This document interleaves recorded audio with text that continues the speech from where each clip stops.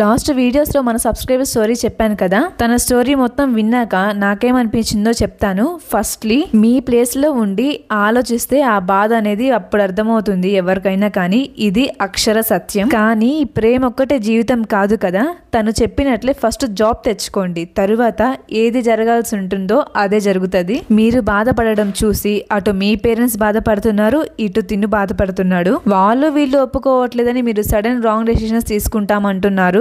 ఎందుకంటే wrong step వేస్తే first loss ఎవరికి ఉంటుంది? మీ పేరెంట్సే కదా బాధపడాల్సింది లైఫ్ లాంగ్. ఇలాంటి సిచ్యువేషన్ లోనే మీకు మీరే ధైర్యం చెప్పుకోవాలి. ఏది జరిగినా మీ మంచిగా అనుకోవాలి. ఇది మన సబ్స్క్రైబర్ స్టోరీ. మీరు మొత్తం విన్నారా? ఐ మీన్ పార్ట్స్ అన్ని విన్నారా? విన్నాక మీకేమనిపించింది అనేది కామెంట్స్ లో చెప్పండి. మళ్ళీ టుమారో మార్నింగ్ ఇంకొక సబ్స్క్రైబర్ స్టోరీతో అయితే మీ ముందు ఉంటాను. హైదరాబాద్ లో ఎప్పుడు వర్షం పడుతుందో, ఎప్పుడు ఎండ వస్తుందో కూడా అర్థం కావట్లేదు. అందుకని వేడి వేడిగా ఆలు బజ్జీలు వేస్తున్నా. మీరు ఎంతమందికి ఆలు బజ్జీ అంటే ఇష్టం?